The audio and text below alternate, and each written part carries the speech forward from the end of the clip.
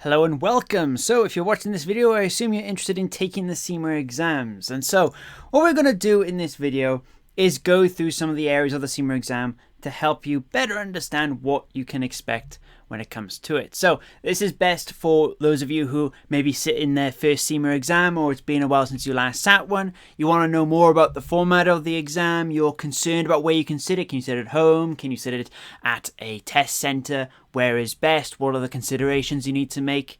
You'd like to know what equipment you can use. That's always a question that frequently comes up. Can you take a calculator in? Can you take paper in? Are there differences between the physical and virtual test center in that respect? If you're also curious about the differences between the objective tests and the case study exam, because they are both very different exams, but both are required in order to become a chartered global management accountant. And you may like to know how often you can sit the exams, both case study and objective tests. Can you sit them once a year, twice a year, or are there limits on how many times you can resit them? So, starting off, where do you actually sit the CIMA exams? Well, to start with, you need to go through Pearson VUE, right? Pearson VUE is the one that facilitates the exams, while CIMA are the examining body. So when you sign up to CIMA and you schedule an exam, you'll be taken to the Pearson VUE portal where you then book your exams. From there, you have two options. Depending on where you live and the availability around you, you can either take the test physically by going to an exam center, or you can do it at home from your computer virtually. Now, both have their pros and cons. If you do them at home, you need to bear in mind a few things. One, you can't bring in a paper or calculators. You can in a test center, so you can take a calculator to a test center, not paper, but you can take a calculator. At home, however, you must use the virtual calculator provided by the exam facility. You must also clear your room. You can't have any paper, you can't have any wording or any kind of visuals inside the room that you're taking the exam. If you do, you will not be allowed to sit it. You must also download Pearson VUE software. Now, for the most part, this software should be okay, but in my experience, personal experience, I might say, it can be a bit intense on the PC depending on its age and depending on how many graphics are on display as well. For multiple choice questions and for the CIMA exam, it should be okay. But just bear in mind that the Pearson VUE software can be a bit intense on the PC as it basically locks the thing down for exam conditions. You also need a reliable internet, as you will be required to have a webcam so that the adjudicators can monitor you at all times. So a reliable internet is necessary so that they can perform that monitoring, and you must be alone. This last bit cannot be stressed enough. Any noise, any visual indication that there's someone in the room with you will automatically disqualify you without question. All right, there is no tolerance on this in the exam. So if you are sitting at home, you need to make sure these conditions are met and then some. So it's always best to go to the CIMA website and Pearson VUE and verify what it is you need to be prepared for when it comes to the exam. As you also need to take some documentation with you as well to prove that you are you. So once you've decided where you want to sit the exam, the next thing to consider is how long they actually are. 90 minutes, 120 minutes, 2 hours, 3 hours, how long? Well, it depends. Length varies by level and exam type. So the certificate level, which is the bottom tier of the CIMA syllabus, that includes BA1, BA2, BA3, and BA4. Those exams are 120 minutes long. For BA1, 2, and 3, there are 60 questions total, and you must answer them all in 120 minutes. BA4 is the exception, where you have 85 questions and still only 120 minutes. Now, once you get past certificate level, you'll then move on to the professional level, which will include E1, P1, F1, F2, E2, P2, and so on. All of those exams are 90 minutes long, and you must answer 60 questions from them. Then for the case study is unique. So after passing each level in the CIMA syllabus, with the exception of certificate level, you'll be required to sit a case study. So once you pass your F1, E1, and P1 exams, to move on to management level, you must now pass the operational exam.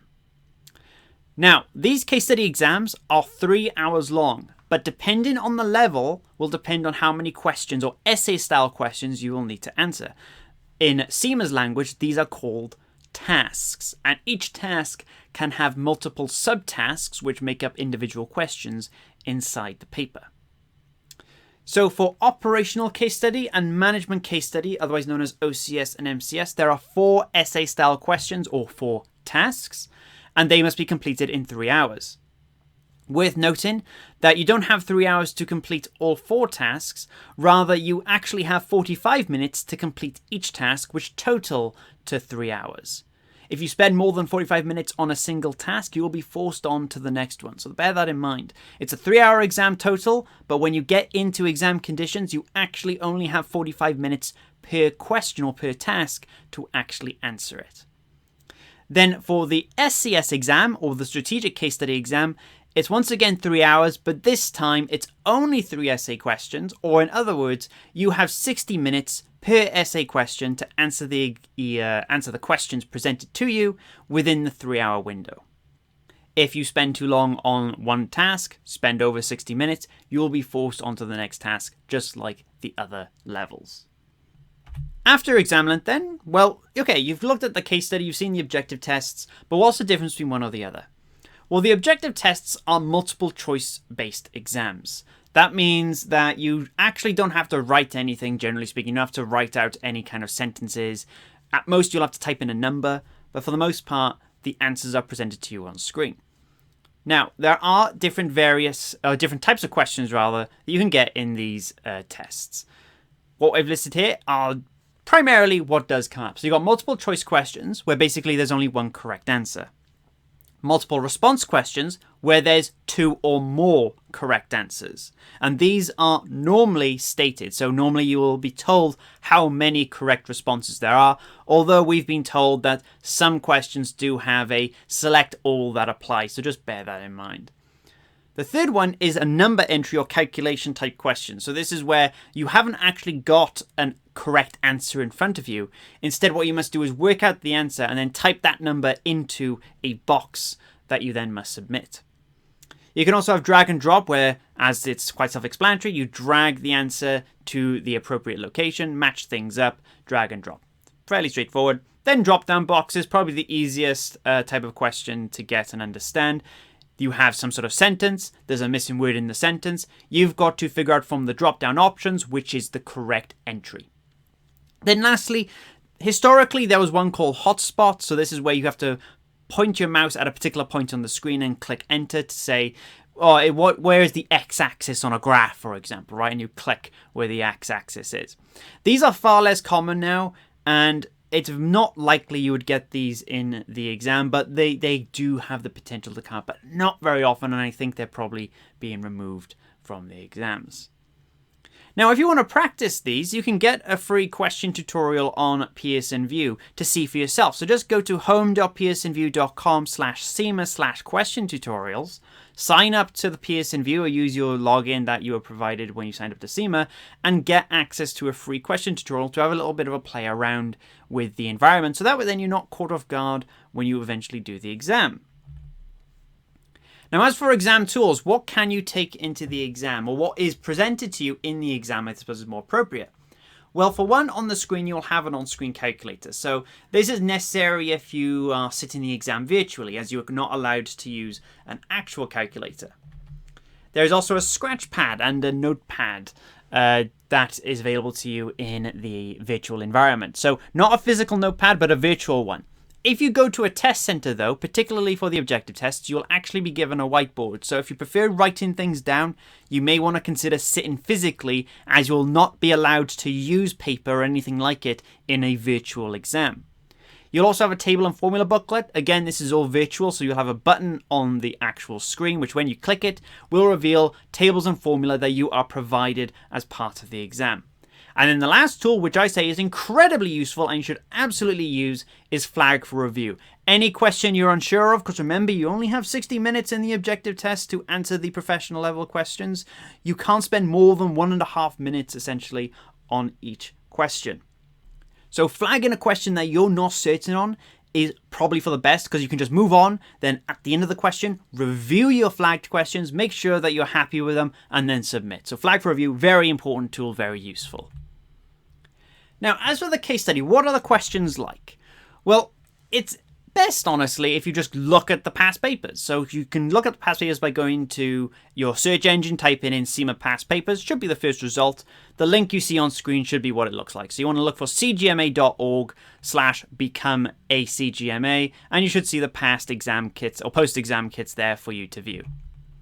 Now, as for the approach to case study, what it is you're given a pre-seen document 6 weeks before the exam. This pre-seen document is critical to passing the exam because you are role-playing as an employee in the finance department of a fictional company that is inside the pre-seen document. And questions in the case study exam will be asked based on this fictional company. In that 6-week window, you have to prepare for the case study exam using all means at your disposal, including theory for that particular level, any advice that we or any other provider might be able to give you. So there's a lot to cover here in case study, so if you're unsure, be sure to check out our guide on the website at astranti.com and have a look about it, and ask us if you have any questions, of course. Now, how many times can you sit the exam? Always a concern. Well, the objective tests can be sat as many times as you like. There are no limits on how many you can sit per year. There are no limits on resits. That might be good to know. Can sit it at any time in the year. I'll caveat that though. You have to obviously fit the schedule of Pearson VUE. Pearson VUE, if it's a busy test centre, maybe at 12 o'clock in the afternoon, there's no slots available. So you do still have to get a slot, but at the very least, you can book it at any time of the year, provided there's a slot available for you to sit it in. You are also told immediately if you passed or failed. So when you pass the exam, you will leave, you'll go to the reception desk, and they'll print out your pass or fail grade, and you'll know immediately. There's the provisional aspect of it, but for the most part, this can be taken as whether you have passed or failed, and it's unlikely these exams are remarked due to their automated nature. But you can't avoid the cost though, right? Bear that in mind. Every time you reset the exam, you do have to pay CIMA a fee. So just bear that in mind. While resets are unlimited, your money may not be. Case study can only be sat on specific dates though. All right, so where objective tests can be sat any time in the year, case study can only be sat on specific dates, and there are 4 sittings per year for each case study level. Each sitting has 3 exams spread across 3 days, or 3 exam opportunities. So basically, in February, May, August, and November, we have these case study exams. Towards the middle of November, as an example, you will have 3 days, usually between a Wednesday and a Friday, where you have the exams, all right? 3 sittings. And those are repeated 4 times a year. A pre-seen is based on only 2 of those sittings. So, right now, as of recording this, we're in the November pre-seen, and this pre-seen applies to the November and February sitting. Then come the time the May sitting takes place, we'll have a new pre-seen with a new fictional company, and the exam will be based on that company instead. And that goes for August as well.